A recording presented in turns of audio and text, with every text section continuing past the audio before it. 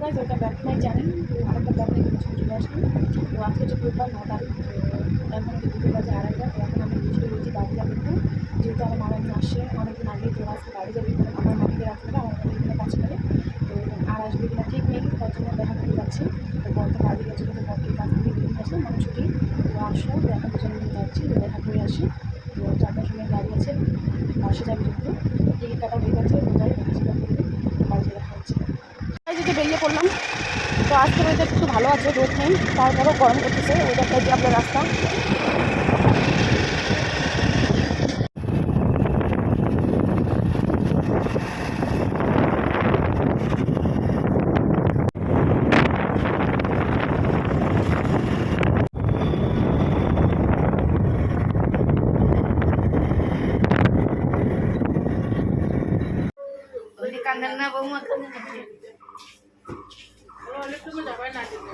তো গাইস আমার মামা মেয়ে তো চলে গেল, তো বর একটু এগিয়ে দিতে গেছিলো, তো চলে আসলো। তো আমরা একটু পরে বাড়ি চলে যাবো। তো 4টা বাজে। তো গাড়িতে আছে 4টার সময়, কিন্তু ওখানে গিয়ে দাঁড়াতে হয় অনেকক্ষণ। তো আগে যাওয়াই ভালো। তো গেল। তো অনেকদিন পর, আর যেহেতু অনেকদিন থেকে আছে একটা মায়া, তার মানে আমরা গেছিলাম, ওরা আসছে, তো কান্নাকাটি করছে, তোমাদের দেখেছো। তো দেখি কবে আসবে না আসবে ঠিক নেই। তো গেল।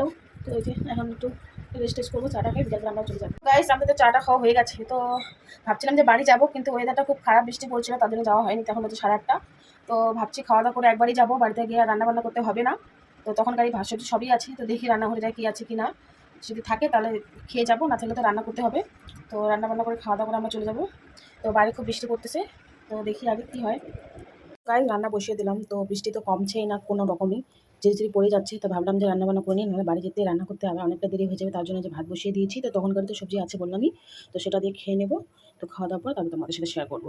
গাইস আমরা তো খেতে বসে গেছি, তো ভুলে গেছিলাম ব্লগ করার জন্য। তো এখন যে লাস্ট পাতে দেখাচ্ছি তোমাদেরকে। তো এখানে যে কাঁঠালের বীজ দিয়ে তরকারি রান্না করেছে, এখানে আলু আর ঢেঁড়স ভাজা, তারপর তো আমার লাল শাক ভাজা ছিল, ছোটো মাছ ছিল, এখানে সবাই মিলে তরকারি ছিল। তো যে বড় খাওয়া হয়ে গেছে, এখন আমি খাচ্ছি। তো এখন বাজে 9:30। তো দেরি হয়ে গেছে রান্না করতে, যেহেতু দেরি করে ভাত বসেছি, বাড়ি যাওয়ার জন্য ওয়েট করছিলাম। তো তারপর তো দেখলাম দেরি হয়ে যাচ্ছে, তো যে খাওয়া দাওয়া করে নিই, তারপর বের হবো। তো গাড়ি বাড়ি চলে যাচ্ছি, তাড়াহুড়ো করে খাওয়া দাওয়া করে চলে গেলাম। টাইম নেই আজকে, এই যে 10টা বাজতেছে, এই যে টিভি দেখা হচ্ছে এখানে। তো এই যে আমার বাবা, টাটা।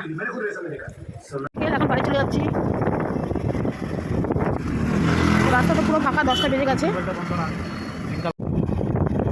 এটা অন্ধকার হয়ে আছে।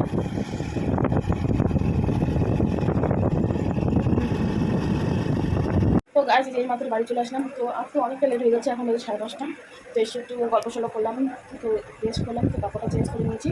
খাওয়া দাওয়া বাড়ি থেকে করে এসেছিলাম, তাই এখন শুধু শুনে পড়বো। তো বিছনা ঝাড়বো এখন। তো সারাদিন তো তেমন ঘরে ছিলাম না, তাও একটু বিছনাটা ঝেড়ে নেবো। তো ছোটো একটা ব্লগ তোমাদের সাথে শেয়ার করলাম।